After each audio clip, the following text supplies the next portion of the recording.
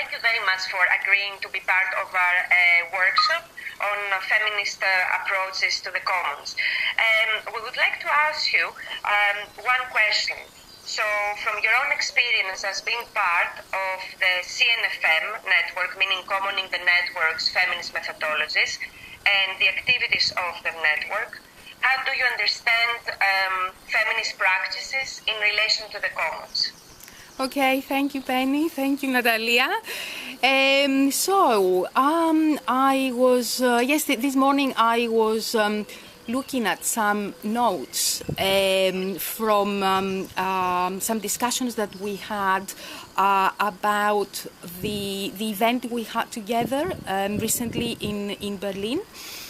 One of the key points in these notes was this idea that feminist methodology is not necessarily something that needs to be declared and named within a linear process.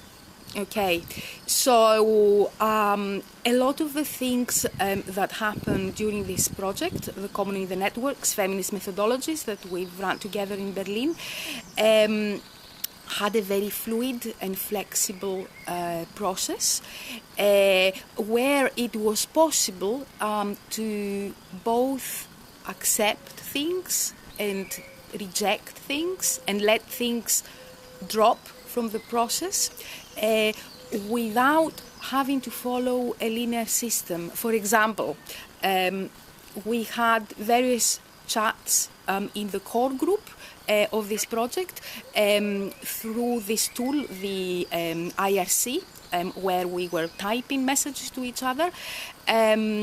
So we had this sort of text-based conversations, which were then saved.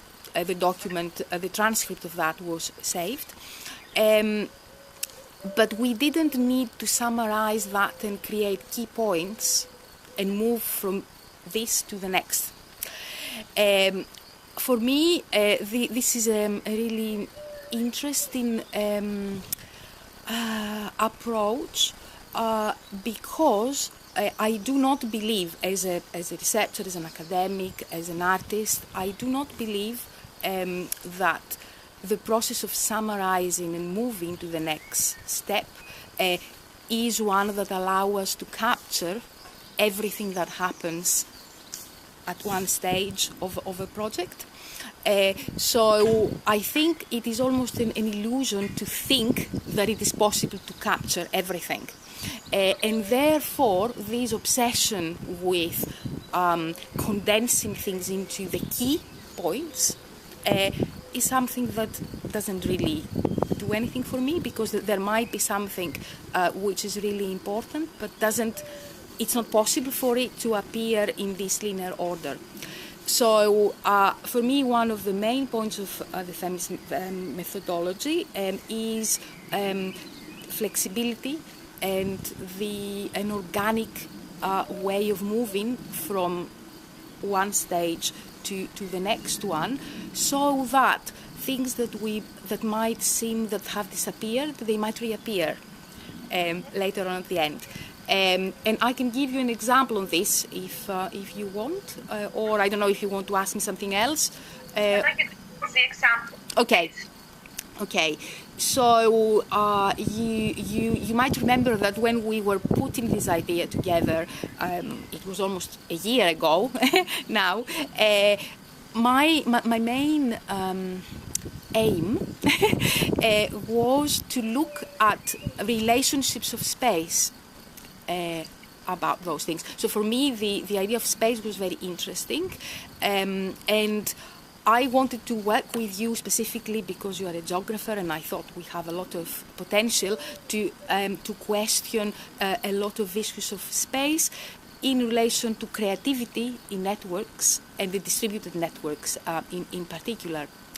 Now, in an interview that we had, a Skype chat that we had with Daphne and Helen about Daphne's PhD, for which Daphne sent me the recording about 2 days ago, I found out when I've heard back this chat, I found that Helen, after the various things that we discussed, Helen said, it seems to be that there is a space which is outside this patriarchal space, where we can function in our own way and with our own methodologies, and that in the end the project in Berlin was an example of that, of how we worked through different conditions. We've started at one point, we moved through different stages, the event happened, and certain different things came up which worked, and they kept a lot of people being hooked to the conversation and the workshop, and that became a different space. And then I noticed that in the notes and the aims and all of these different documents that we created, I had not insisted on keeping this point all the way through. But it was in my mind, and it seemed that it appeared again in the end. Okay, so my last question, which is more or less related to what you said earlier on, is about the commons. Say again, the commons, yes. Yeah, because obviously we named this particular group network as Commoning the Networks and Feminist Methodologies. If you just briefly tell me how you perceive the commons being, or the commoning processes being part of this network, or how feminist approaches are related with the commons within this particular network. Okay. Obviously, the commons have different theories, and for me, the main aspect of it is the potential to function in a space where there is no ownership, or there is a joint ownership of elements. Now, to be able to do this, we need to drop the idea of holding on to things. This is my thing, this is my idea, this is my process.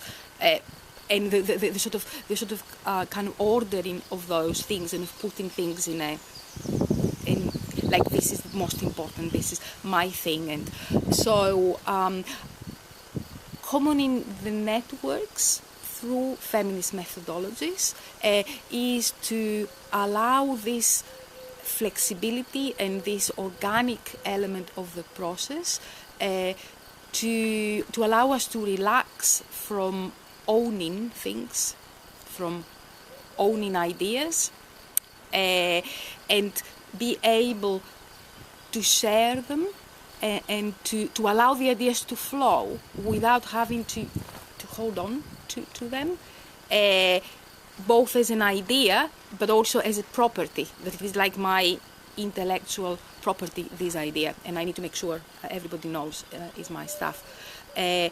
So I think this is what we achieved to do through the process of this particular project. We had the so-called core group. There were some other people who joined in a very organic way, and then all these boundaries were completely relaxed, and it became very organic. And we have some rough material now out of all of this, but certain things which are visible already and can be used in the future. Okay. Thank you very much, Sophia, for your interesting approach to commons and feminist methodologies, and we will keep in touch. Okay. All right, Penny. Okay, bye. Bye.